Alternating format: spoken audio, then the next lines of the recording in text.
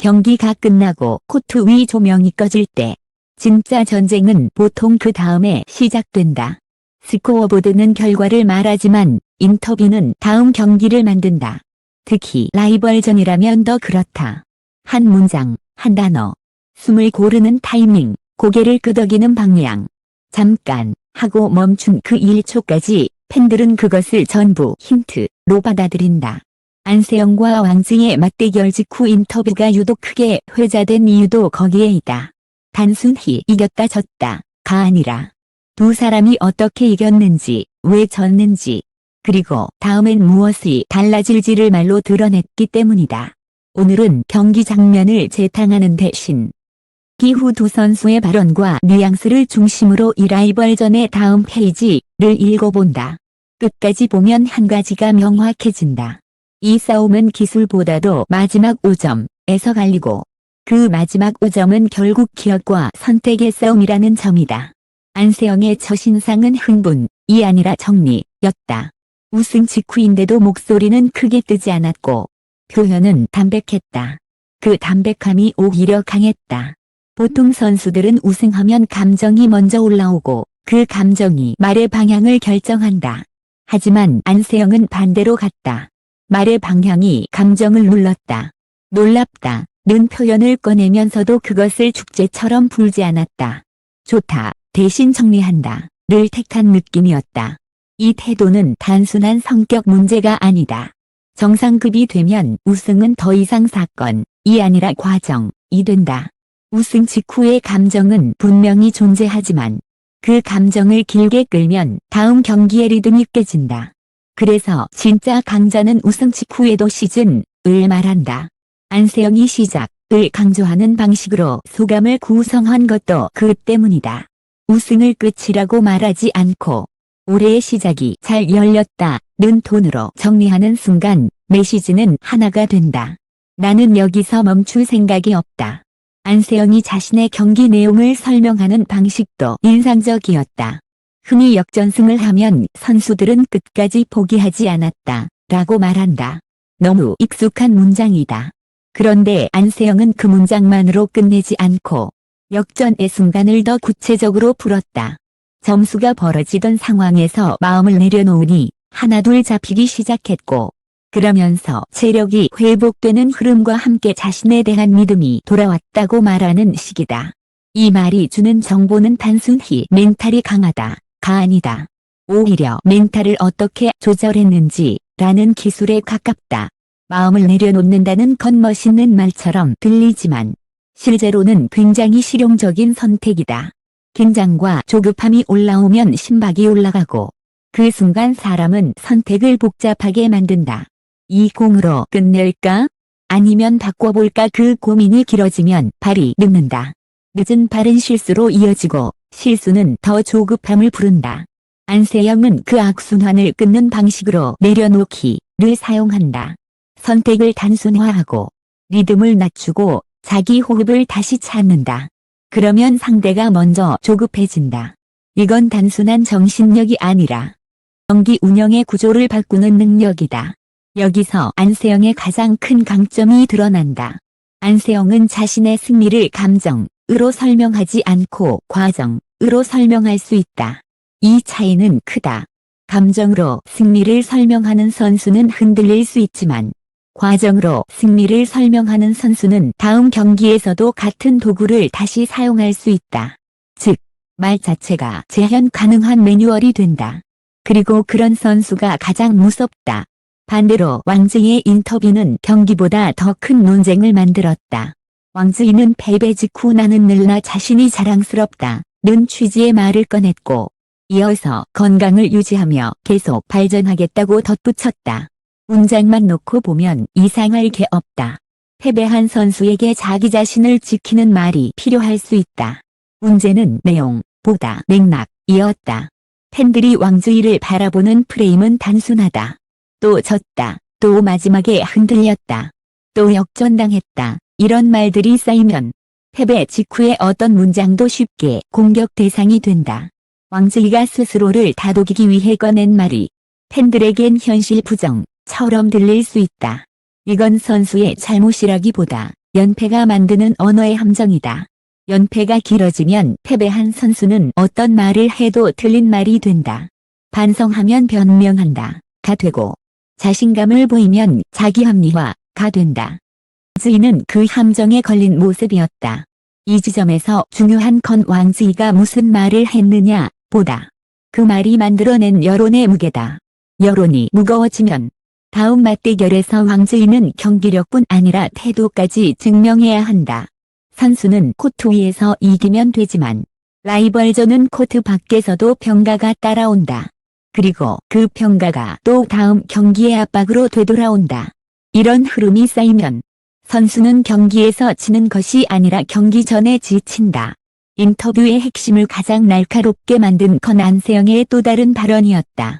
안세영은 왕즈이에 대해 특정 점수대에서 흔들리는 기억이 남아있을 것이라는 취지로 말했고 바로 그 순간만 되면 자신도 모르게 자신감이 생긴다고 덧붙였다. 이 말은 아주 직설적이고 솔직히 잔인하다. 기술을 비판한 것도 아니다. 공격 루트를 지적한 것도 아니다. 상대의 기억을 건드렸다. 라이벌전에서 가장 무서운 건 실력 차가 아니다. 실력은 흔들릴 수 있고 컨디션도 오르내린다. 하지만 연패가 남기는 건 기술이 아니라 기억이다. 그때 또 뒤집혔다. 그 구간에서 또 무너졌다. 이 기억이 쌓이면 결정적 순간에 선수의 몸이 먼저 반응한다. 손이 굳고 발이 늦고 선택이 흔들린다.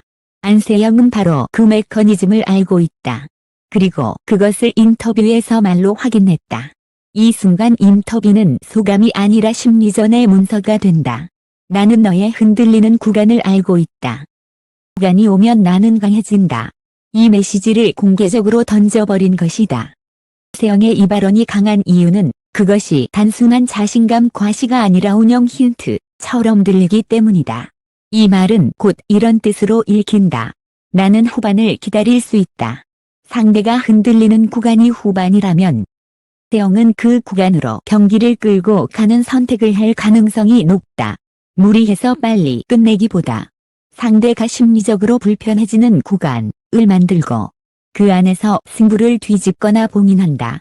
안세영이 후반에 강한 이유는 체력만이 아니라 상대의 기억을 이용해 선택을 단순화시키는 능력에 있다. 여기까지 읽으면 자연스럽게 한 가지 질문으로 수렴한다. 다음 맞대결에서 왕즈이가 해야 할 일은 무엇일까? 는 사람이 초반부터 앞서야 한다. 라고 말한다. 하지만 그건 반만 맞다. 왕즈이는 이미 앞서는 구간을 만들 수 있는 선수다. 스피드와 공격 전환, 템포 싸움에서 우위를 잡는 순간도 있다. 문제는 그 다음이다. 앞선 뒤에 끝낼 수 있느냐. 마지막 5점에서 선택이 흔들리지 않느냐. 결국 라이벌전은 시작이 아니라 끝에서 갈린다. 왕즈이가 나는 자랑스럽다. 는 말을 남긴 이유를 선의로 해석하면 스스로를 지키기 위한 문장이다. 하지만 다음 맞대결에서 왕즈이는 그 문장을 말로 지킬 수 없다. 코트에서 지켜야 한다. 팬들이 요구하는 건 선언이 아니라 증명이다. 증명은 오직 마지막 5점에서 나온다. 거기서 한 번이라도 이번엔 다르다를 보여주면 인터뷰의 문장도 다시 읽힌다. 반대로 또 무너지면 어떤 문장도 또 공격받는다. 이 지점에서 독점처럼 느껴지는 디테일을 하나 더 얹어보자. 이건 실제 공개 발언이 아니라 인터뷰와 경기 흐름을 바탕으로 한 재구성이다. 경기 직후 현장 분위기에서 가장 많이 흘러나오는 말은 보통 이런 형태다. 기술은 된다. 그런데 마지막이 안 된다. 전술이 아니라 끝맺음이 문제다. 라이벌전은 결국 그 끝맺음을 어떻게 바꾸느냐의 싸움이다. 왕즈이가 다음에 바꿔야 할 것은 스매시의 각도나 푸스워크 하나가 아니라 마지막 5점에서의 결정을 즉흥이 아니라 규칙으로 만드는 방식일 수 있다. 선택을 줄여야 흔들림도 줄어든다. 흔들림이 줄어야 인터뷰도 편해진다. 세영이 남긴 다음 맞대결이 기대된다. 는 메시지도 흥미롭다. 이 말은 예의로도 들리고 라이벌에게 보내는 존중으로도 읽힌다. 그런데 동시에 선언처럼 들리기도 한다. 안세영이 기대한다고 말할 때의 기대는 재미있게 한판 하자가 아니다. 보통 정상급이 기대한다고 말할 때는 이런 뜻이 숨는다. 나는 다음에도 내 방식으로 너를 시험할 수 있다. 기대는 압박과 붙어 다닌다. 기대된다. 는 말은 사실 상대에게 숙제를 준다. 기대에 걸맞은 반응을 보여야 하기 때문이다. 여기서 안세영의 품격과 무서움이 동시에 나온다. 안세영은 상대를 자극하거나 조롱하는 방식으로 심리전을 하지 않는다. 대신 상대를 내 한계를 시험하게 해주는 존재로 정의한다. 이 정의는 두 가지 효과를 만든다. 는 본인의 서사를 더 단단하게 만든다. 하나는 상대에게 나는 너를 무시하지 않는다. 는 메시지를 주면서도 동시에 너는 내 서사 안에 있다. 는 프레임을 씌운다. 상대는 그 프레임을 깨려면 결과로 답해야 한다. 결국 이번 경기 후 인터뷰에서 가장 크게 남는 건 두 문장의 충돌이다. 세영의 그 점수대에서 자신감이 생긴다. 는 메시지와 왕즈이의 나는 늘 나 자신이 자랑스럽다. 는 메시지. 둘 다 멘탈에 관한 말이다. 안세영은 상대의 멘탈을 겨냥했고 왕즈이는 자신의 멘탈을 지키려 했다. 즉, 이 라이벌전은 기술 싸움이 아니라 멘탈의 방향이 누구 쪽으로 기울어지는가의 싸움이기도 하다. 그리고 그 방향은 다음 맞대결에서 더 선명해진다. 왕즈이가 초반에 앞서더라도 마지막 5점에서 마침내 끝냈다. 를 보여주지 못하면 안세영의 말이 사실처럼 굳어진다. 반대로 왕즈이가 마지막 5점을 잡아내면 안세영의 그 확신은 처음으로 균열이 난다. 라이벌전에서 한 번의 균열은 생각보다 크다. 한 번만 바뀌어도 기억이 바뀐다. 기억이 바뀌면 다음 경기의 시작부터 달라진다. 그렇게 판이 뒤집힌다. 마지막으로 한 가지. 이 라이벌전이 계속 흥미로운 이유는 완벽한 일방이 아니라 늘 한 장면에서 드라마가 생기기 때문이다. 왕즈이는 앞설 수 있고 안세영은 뒤집을 수 있다. 경기점은 늘 비슷한 곳에 있다. 마지막 5점. 그리고 인터뷰는 그 마지막 5점을 둘러싼 심리와 전략을 미리 흘린다.